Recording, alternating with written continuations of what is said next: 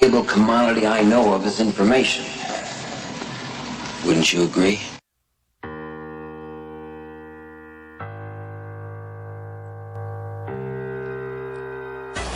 Nothing else. So, according to the relationships that you develop, we grow from people and projects. And the relationships that you develop can enhance and can enrich your life, or they can drain you. I know many talented people who had a great deal of potential, but because they didn't surround themselves with other people that will inspire them to transcend themselves, they never realize their greatness, and they will end up going to their grave with all their good stuff still in them. So you want to look at your relationships, the people that you're involved with, the people that you communicate with most often, and you want to ask yourself the question, what am I becoming because of this relationship? Does it inspire me? Am I motivated? Am I encouraged? Am I driven to develop myself? Am I seeking my own greatness? What kind of person am I becoming because of this relationship? Am I becoming more cynical and negative about life? Ask yourself that. The next thing is,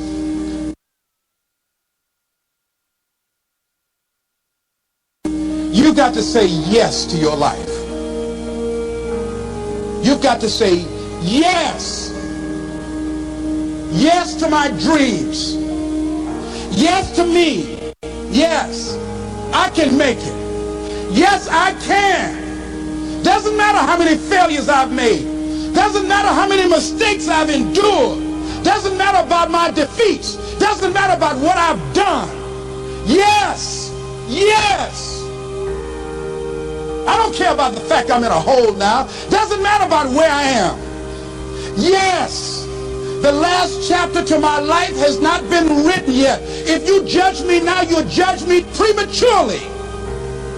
I haven't exposed all my stuff yet. I'm still in the process of transforming my life. I'm still in the process of becoming. Yes. I had somebody in my life at one time told me, you'll never make it. And I said, I'll show you.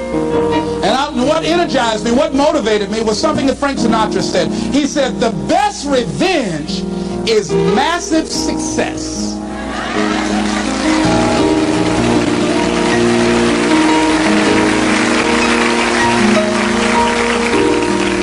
I'll show you. You just watch my smoke, as old folks used to say. So say yes. Stand up for your dreams. Stand up for what you want in your life.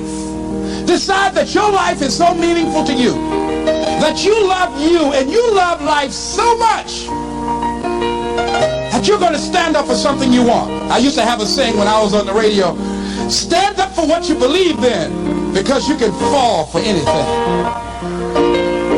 So what I say to you this evening, that you are powerful.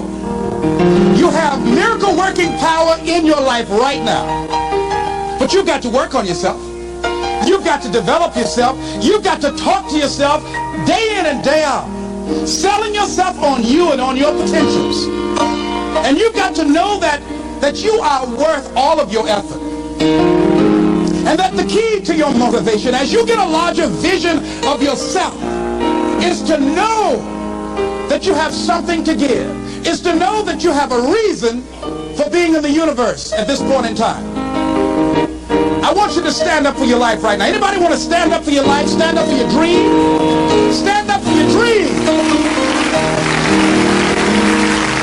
The most valuable commodity I know of is information. Wouldn't you agree? What do you want to do tonight? Same thing we do every night, Pinky. Try to take over the world.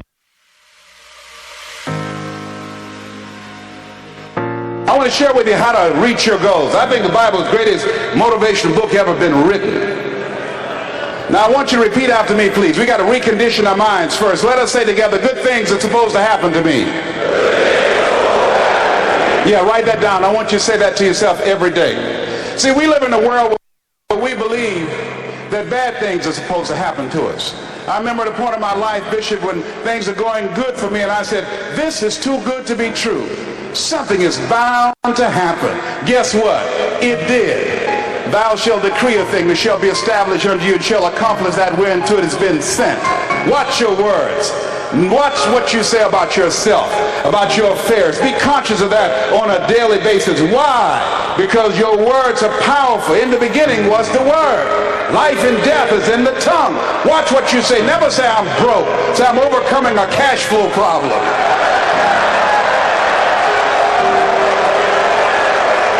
Claim what you want, not what you don't want. So affirm, good things are supposed to happen to me, and begin to believe that. Begin to expect that. Now, I was talking to my oldest son, Calvin. We were going for a walk. And I said, Calvin, do you want to be successful? He said, yes, sir, Dad. I said, okay. We kept on walking. Then I stopped and I looked him in the eyes. It's my namesake, my junior. I said, Calvin, we're looking at each other eye to eye now. Do you expect to be successful? Given the fact that you are a single parent of 2 kids, given the fact that you decided not to go to college to further your education, given the fact that you're very talented, but you're behind on your dreams and your bills, do you expect, based upon your performance, based upon what you produce at this point in time in your life, do you expect to be successful? And Calvin got quiet. Because see, if you ask most people at the Manpower Conference, do you want to be successful? Do you want to live a life of productivity? Do you want to live a life of contribution? Do you want to be a better father? Do you want to have your own business? Are there dreams you want? Everybody will say yes. But see, want shows up in conversation. Expectation shows up in behavior. See, I can tell what you expect by what you do. That's why the Bible says, judge a tree by the fruit it bears. Not the fruit that it wants. Not the fruit that it talks about. Not the fruit that it claims. But by what you are doing. See, what you do when you leave here. When the music stops. When the shouting dies down. Your behavior. How you conduct yourself, writing your goals down, deciding to enroll in school to get a GED, deciding to sit into class with children young enough to be your grandchildren, decide to find some product, some idea, some service that you can provide so that you can begin to create some value for yourself so you can create wealth. And let me tell you something, ladies and gentlemen. It's very important that we begin to learn how to create wealth. I'm not talking about loving money. See, I believe that lack of money is the root of all evil. People are steal for money. People are killed for money. People go to jail for money. Every time the unemployment goes up, in those areas where the unemployment is high, that's where you have the highest incidence of crime and violence. Whenever the unemployment goes up 1% in our community, 10,000 children and women are battered. One, money makes a difference in your life. I never wanted to be rich. All I've ever wanted to do was to be comfortable. How many of you ever want to be comfortable? Raise your hands. Then I realized in order to be comfortable, you got to be rich.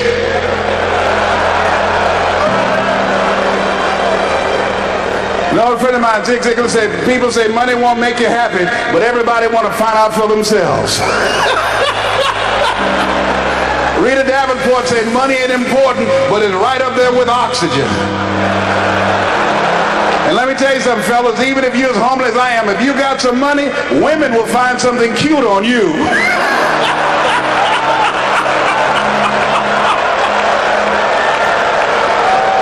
He got earlobes like Denzel, honey. Money makes a difference. I used to be so broke when creditors would call the house, my children would answer the phone and say, my daddy said he ain't home. I was so broke at one time in my life, I walked by a bank and tripped the alarm.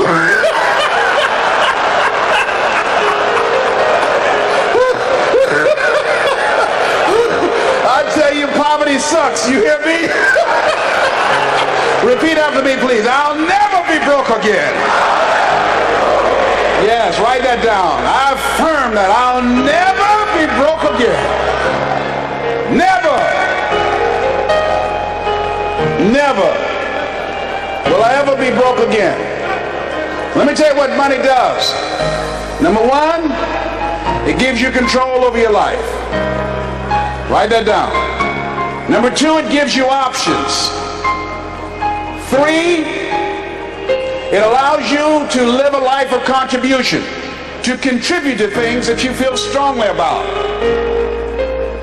Like this ministry and the work of Project 2000 will be doing to change the lives of young people. Bishop Jake's vision is if we can have Little League football teams and baseball teams and basketball teams, then we can have Little League dermatologists and cardiologists and endocrinologists. So he's now establishing an institution, Project 2000, to give our young people the methods and the techniques to reinvent themselves as we go into the next millennium. And this era that Peter Drucker calls the era of the 3 C's: accelerated change, overwhelming complexity, and tremendous competition. So here's the first step to accumulating wealth. If you expect to do it, write this down. You must be willing to do the things today others won't do, in order to have the things tomorrow others won't have. That's why the book of life said the road to life is straight and narrow, and few there be that. All right, you want to know the secret to get...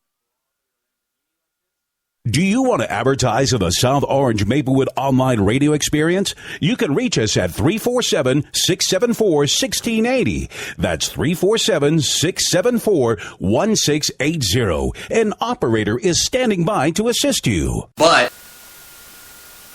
That's why the book of life said the road to life is straight and narrow, and few there be that find it, because few there be that are willing to do the things today others won't do, in order to have the things tomorrow others won't have. What are the things that others won't do? Number one, make discipline a major force in your life.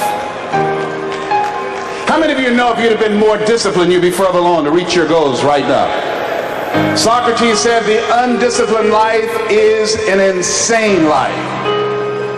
The road to life is straight and narrow because few there be that are willing to discipline themselves.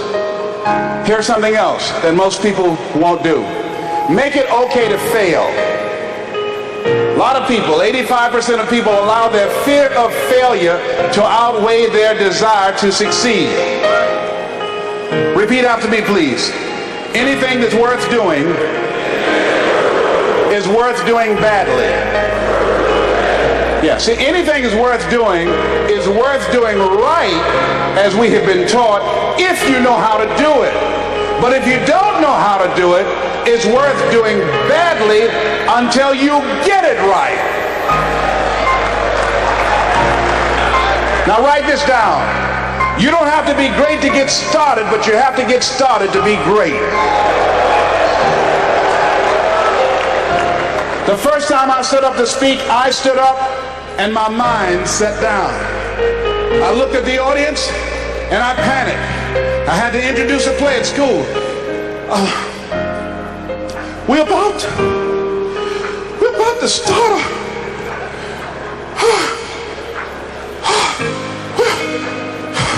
ran off, Mr. Washington. Mr. Brown, where are you going? Mr. Washington, I can't think, sir. I don't know. Did you rehearse? Yes, sir, I did. Well, what's wrong? Why did you say your lines? I don't know, sir. I got up there and I looked at him and everything left me. Let me do it another day, please, sir. No, go back out there, Mr. Brown. Mr. Washington, I'll mess up, please, sir. Don't send me out there now. I'll mess up. Mr. Brown, if you run now, you will always be running. Anything that's worth doing is worth doing badly until you get it right. Why are you moving like that? I got to go to the bathroom, sir. Mr. Brown, go back out there. Yes, sir.